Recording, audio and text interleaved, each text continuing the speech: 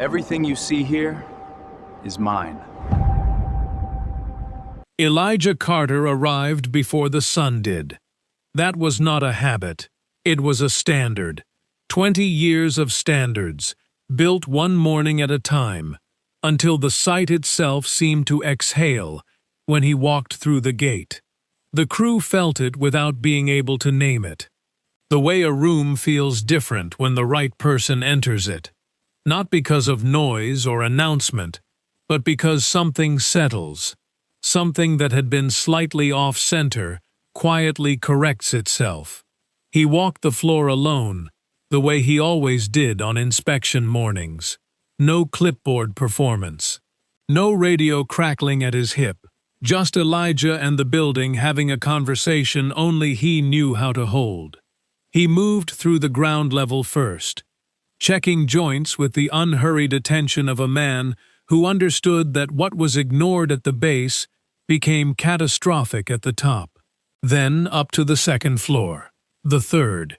His palm pressed flat against a concrete column on the third floor landing, and he stood still for a moment, eyes closed, reading the structure the way his first foreman taught him when he was 26 years old, and still believed that knowing everything was possible.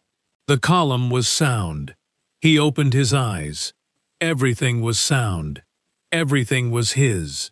He was back at ground level, coffee going cold in his hand, when the inspection team arrived through the main gate. Ryan Cole moved at the front of the group like a man who had rehearsed this particular walk in a mirror. Clean boots on a construction site, always clean, as though the ground itself did not apply to him. Confident stride. The kind of confidence that did not come from knowing the building, but from knowing how to perform, knowing the building, which was a different thing entirely, and which Elijah had recognized in Ryan's first week without needing it confirmed. Hargrove flanked Ryan's left. 3 inspectors with clipboards flanked the right. The group moved through the ground floor, and Ryan began to speak. Elijah watched from 30 feet away. He watched Ryan place one hand on a support beam with the casual authority of ownership. He watched Ryan gesture upward toward the third-floor load sequencing, Elijah's sequencing, designed over 4 weeks of calculations that Ryan had requested copies of under the language of Project Continuity Review. He watched Ryan turn to the inspectors and use his hands to describe a system he had never built, had never stayed past 5 o'clock to refine, had never pressed his palm against in the dark of an early morning to confirm was still telling the truth. The words drifted across the site floor. The approach I implemented, the system I designed, what I put in place here. Darius appeared at Elijah's shoulder, 23 years old, 3 years on site. The sharpest instincts of anyone Elijah had trained, and Elijah had trained many. He had his arms crossed and his jaw set, and he was watching Ryan the way young men watched injustice when they had not yet learned to absorb it quietly. "You gonna say something, Cap?" Elijah's jaw tightened, almost imperceptibly.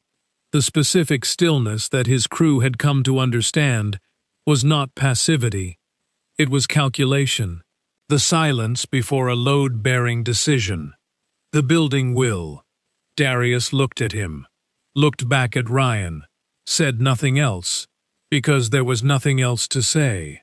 3 weeks earlier, before Ryan Cole existed on this site, Elijah had dropped Amara at Miss Gloria's house before first light. She had shuffled out in her pajamas, pink ones with small yellow stars that she had chosen herself, and wore with the conviction of someone who understood personal style. 4 years old, and deeply unimpressed with mornings, clutching Bricks against her chest. Bricks was the stuffed rabbit that had lost one eye and most of its original color to 4 years of being loved without restraint. She had named him when she was 2, the week after Elijah explained what his job was. "I build things that last," he had told her. She had looked at her rabbit and decided he needed a name that meant something permanent. Elijah had crouched down to her level at Miss Gloria's door. "Be good. I'm always good," she said, with the complete untroubled confidence of someone who genuinely believed it and had not yet encountered sufficient evidence to the contrary. He kissed her forehead, stood, drove to the site, in the particular fullness that only she could put in his chest. That specific weight that was not heavy but was always present, the way a compass always points, the way a load-bearing wall always knows what it is holding. On sight he was exactly what 20 years looked like when it moved without announcement. He did not shout orders. He walked the floor and observed and corrected with the precision of a man who understood that a millimeter of error in a foundation became an inch of failure in a ceiling, and a life-threatening gap in a wall. The crew anticipated him. They had learned over months and years to see problems the way he saw them because he had spent that time teaching them to look correctly, not at what was visible, but at what the visible things were telling you underneath. His documentation system lived in a thick physical binder. Olive green cover, worn at the corners, tabs labeled in his precise handwriting. Every structural decision logged with date, rationale, and signature. Every materials choice explained. Every deviation from original spec recorded with the reason and the alternative calculation. The crew called it the Bible. Elijah called it proof. He had been calling it proof since the first time he watched someone else's name appear on work he had built, and he had decided quietly that it would not happen without a record again. He had not yet understood how insufficient a record could be made to feel. At lunch he sat alone near the east wall, with the binder open across his knee. Tucked inside the front cover was a photograph. Amara, at age 2, sitting on a finished concrete slab at one of his completed sites, laughing at something off-camera with her whole body, the way toddlers laugh, without reservation or self-consciousness. He looked at it for exactly 3 seconds, the way he always did. Then he closed the binder and finished his coffee and went back to work. This was his life, quietly excellent, quietly invisible. He had made a long arrangement with that invisibility, the kind a man makes when he decides that the integrity of the work matters more than the credit attached to it, that the building standing correctly was its own form of signature. He was about to learn what happened when someone decided his signature was available for transfer. Ryan Cole arrived on a Monday. Hargrove introduced him to the assembled crew as the new project manager brought in to push this build to the next level. No acknowledgement of what level already existed. No mention of who had built it. The crew stood in a loose line and listened, and Elijah stood at the end of it and listened, and the phrase, "push this build to the next level," settled over him like concrete setting, dense and permanent and cold. Ryan moved down the line shaking hands. He had the handshake of a man who had been taught that handshakes were communication, firm, direct, accompanied by eye contact that lasted exactly long enough to signal confidence without crossing into aggression. When he reached Elijah, he held the grip a half-second longer than he had held anyone else's, smiled with everything except his eyes. "I've heard a lot about the work here," he said. "Looking forward to building on it. Building on it, not continuing it, not understanding it first, not learning from the man who designed it." Elijah heard the exact word that was chosen and filed it next to everything else he was beginning to file. That evening Amara asked how his day was. He was buckling her into her car seat, focused on the buckle, not yet ready to hold a real answer in his mouth. "Different," he said. She considered this with the seriousness it apparently deserved. Different good or different bad? He looked at her then, at her face in the early evening light coming through the car window, patient and open and entirely without agenda, waiting for honesty the way only children wait, without the social machinery that teaches adults to accept deflection as an answer. Don't know yet, baby. She accepted this, held bricks up to the window, and showed him the passing street, narrating quietly to the rabbit about everything they were driving past. Elijah drove and listened to her voice, and did not know yet what was coming, but felt it the way he felt a structural problem before he could see it, in the quality of the silence underneath everything else. Ryan's dismantling of Elijah did not arrive as confrontation. It arrived as paperwork, as process, as the slow administrative suffocation that leaves no single visible bruise. First came the documentation request. All of Elijah's systems, sequencing plans, load calculations, safety margin rationale, material specifications, for project continuity purposes. Elijah provided complete copies without comment. He kept every original, dated the day he handed the copies over, and wrote it in the binder. Then came the briefings. Elijah attended 2 of them and sat at the far end of the conference table and watched Ryan present his thinking.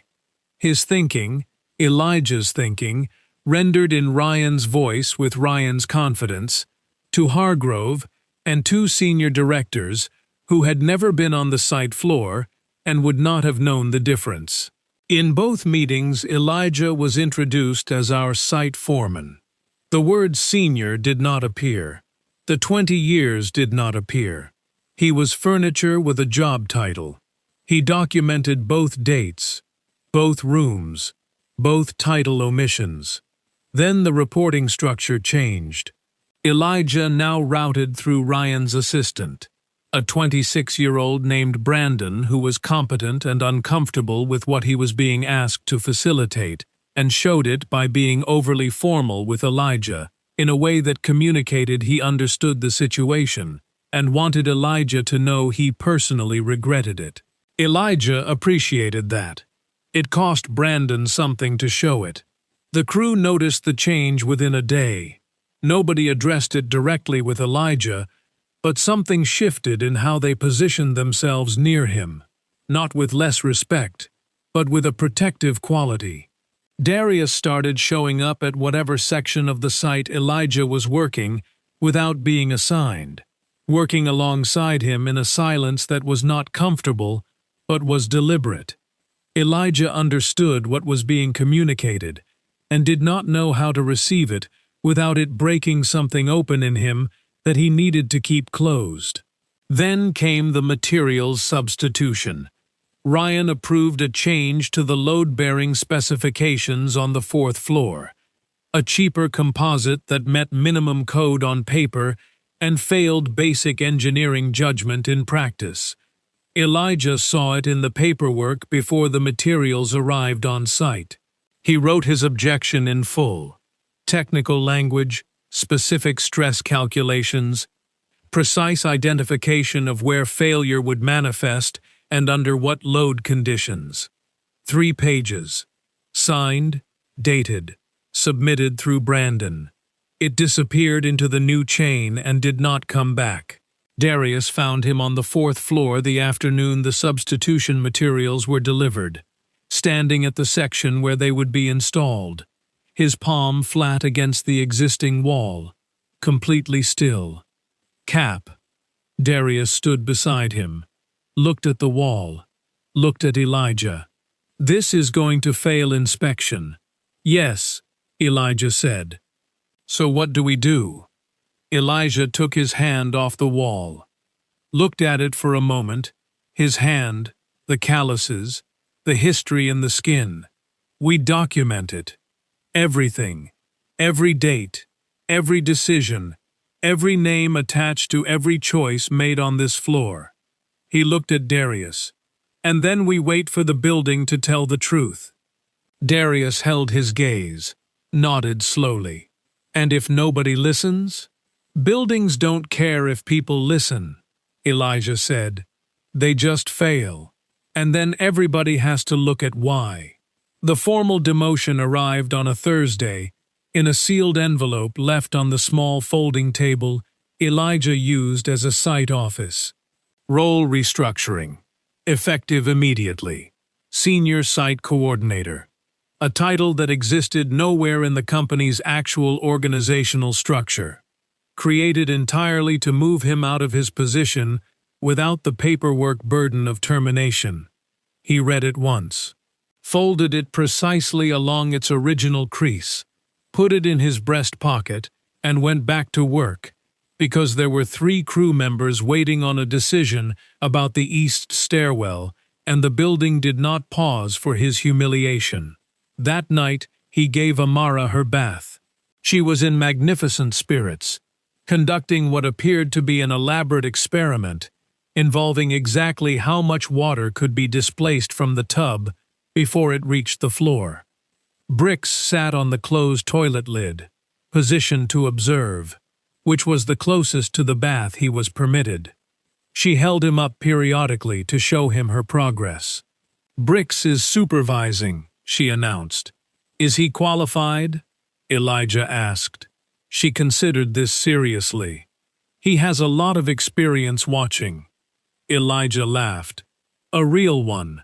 The kind that came from somewhere below the exhaustion, from the part of him that she could always reach, regardless of what the day had done." He laughed, and she looked pleased with herself, and splashed celebratorily, and he absorbed the water hitting his shirt without complaint, because this specific moment in this small bathroom with this particular child, was the only place on earth where nothing had been taken from him. Then she went still the way she sometimes did, without warning, the play stopping completely, and she looked at him with those eyes that saw through every performance he had ever attempted. "Daddy, why are you sad?" "I'm not sad, baby. Your eyes are sad." She said it simply, as information rather than accusation. "I am reporting what I observe. I thought you should know." He held her gaze for a moment. "I'm okay." She looked at him for another second, evaluating, and then apparently decided to accept this provisionally and return to her experiment. He held it together through the rest of the bath. Through the drying and the pajamas and the story about a rabbit who built a house, which she had requested specifically and which he understood was either coincidence or something more precise than coincidence. Through the lamp clicked off, and the door pulled to its almost closed position that she required for sleep. He held it together until her breathing deepened and the apartment settled into quiet. Then he sat at the kitchen table and placed the demotion letter on one side and the original binder on the other, and looked at both of them under the overhead light for a long time. 20 years in that binder. Decisions made in the dark before dawn, when nobody was present except the work and the man doing it. Proof of everything. Proof that had been copied and absorbed and presented in conference rooms under another man's name, while Elijah sat at the end of the table and said nothing, because he had made an arrangement with silence 20 years ago, and silence had never protected him, not once, and he was only now fully understanding the cost of that. His hand found his phone. Hargrove's number on screen. He sat with it, long enough for the overhead light to feel harsh, long enough for the letter to stop feeling like a shock and begin feeling like the inevitable destination of every quiet choice he had ever made. He put the phone down. Not yet. He would not make this call from this table, from this defeated posture, from the same place every other swallowed grievance had come from. If he was going to speak, it would be from somewhere he had not spoken from before. He just needed the building to give him the opening.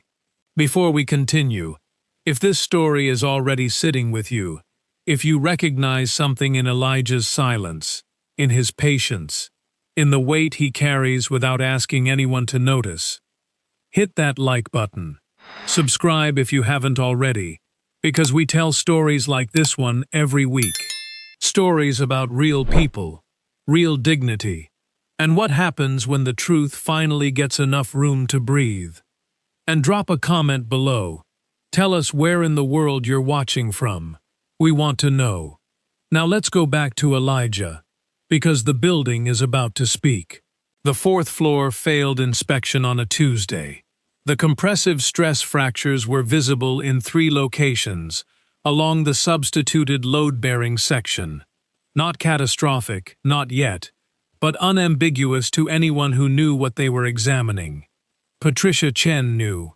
She had been conducting structural inspections for 31 years, and she identified the problem in 4 minutes, and stood in front of it, with the expression of someone who was not surprised, but was deeply tired of not being surprised. Ryan managed the walkthrough in the language of reassurance. We're aware of the concern. Resolution protocols are already active. Our team is on this. Patricia Chen looked at him with the polite professional attention of someone listening to weather while watching a storm. Ryan found Elijah before the inspection team had fully cleared the site. His office. Door closed. Collar already slightly adjusted. I need you on the 4th floor issue. Elijah looked at him with the complete stillness that his crew understood as the loudest thing he ever did. The compressive stress fractures? From the materials substitution? The one I documented and flagged and submitted 6 weeks ago with full technical specifications explaining exactly this outcome?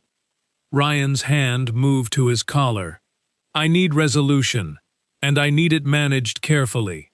Managed carefully, Elijah said. Just the phrase. Set it down between them like something being examined. Credit can be discussed after the issue is.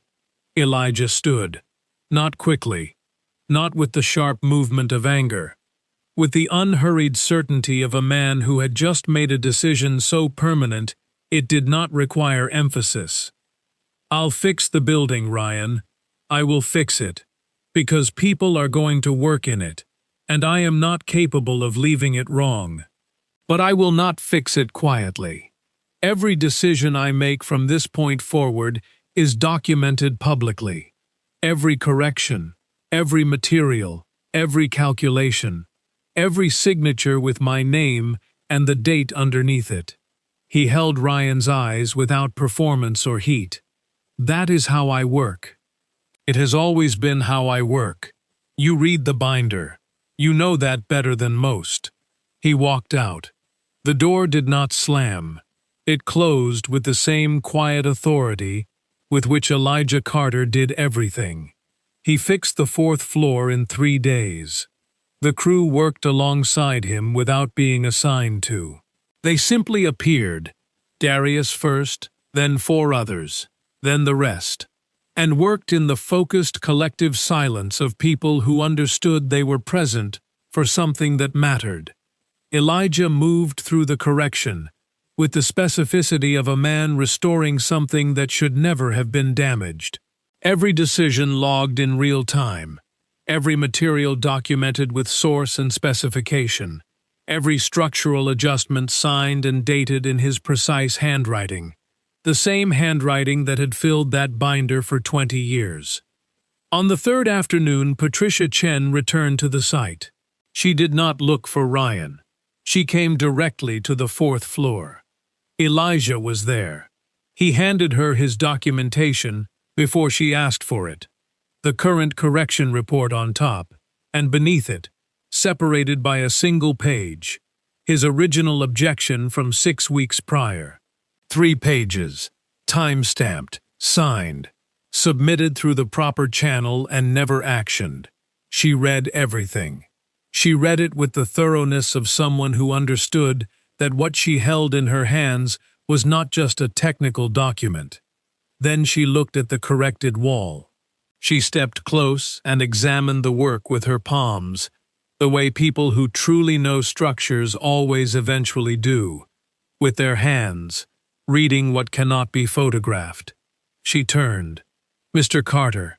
Her voice was level and professional, and carried the specific weight of someone choosing their words with intention.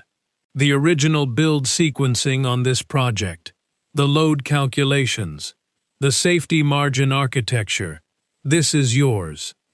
It was not quite a question, but it required an answer. 20 years of silence occupied the space before he gave it.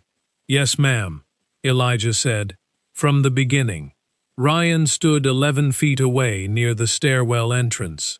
Nobody looked at him. Not Patricia Chen. Not Hargrove, who had positioned himself quietly near the east wall at some point during the exchange. Not Darius, who stood behind Elijah's left shoulder with his arms at his sides and his eyes forward. The building passed inspection under Elijah Carter's name. Ryan was reassigned within the week, quietly, as these things always went. A new project in a different district, a lateral move dressed in neutral language, the system that had lifted him providing a cushioned landing on the way down. Elijah had watched the system work this way before. He did not spend energy being surprised. He spent it on the work still in front of him. Hargrove requested a formal meeting. The formality of it, the scheduled time, the closed door, the folder on the desk, told Elijah it was being documented from the start, which told him Hargrove understood that documentation was now the language they were speaking. He listened to the complete offer, project lead, restored and formalized title, full credit attribution on the official build record, his name attached to every system, every calculation, every decision that bore his thinking. When Hargrove finished, Elijah was quiet for a moment that Hargrove had the wisdom not to fill. "One question." Hargrove waited. "Will my name be on the building? Not as metaphor, as fact. The records, the documentation that followed the structure into every future inspection, and reference, and conversation about what had been built here, and who had built it. Not just internally. On the record that outlasts this conversation." Hargrove held his gaze steadily. "Yes." Elijah nodded once. Then, yes. He picked up Amara from Miss Gloria's as the evening light came in low and golden over the street. The particular light of days that have been long and have resolved into something worth the length. She came through the door at a full run the way she always did, bricks swinging from one fist, and launched herself at him with the complete physical trust of a child who has never once considered the possibility of not being caught. He caught her, lifted her up against his chest, and felt her weight, this specific weight, this particular person, settle against him. She pulled back and put both small hands on the sides of his face, the way she did when she required his complete and undivided presence, when she was not interested in whatever portion of him was still somewhere else. Her eyes, serious, patient, already knowing something, looked directly into his. "Daddy, is today different good or different bad?" He thought about it. Gave it the 3 full seconds it deserved, the same 3 seconds he had given her in the car on a Monday evening, when Ryan Cole had just arrived, and the future was not yet visible. This time it was. "Different good, baby." He pressed his forehead against hers and closed his eyes. Felt her small hands still holding his face. Very different good. She wrapped both arms around his neck and held on with everything she had, the way she always held on, without reservation, without wondering whether she should. Behind them, somewhere in the cooling evening, the building stood. His name was in the records now. Every joint and calculation and early morning decision made before the sun arrived, before anyone was watching, before anyone thought to ask whose work this was. It had always been there, in the concrete, in the load-bearing walls. in the structure that told the truth when everything else was arranged to obscure it. Now everyone knew where to find it. If Elijah's story moved you, if you know someone who has carried excellence in silence, who has built things that bear someone else's name, share this story with them. They need to hear it. And if you're new here, subscribe and turn on notifications so you never miss a story like this one. Every week we bring you people worth knowing, struggles worth feeling, and endings worth staying for. Drop a comment below and tell us where in the world you're watching from. We read every single one. Until next time, keep building. The truth always finds its way to the surface.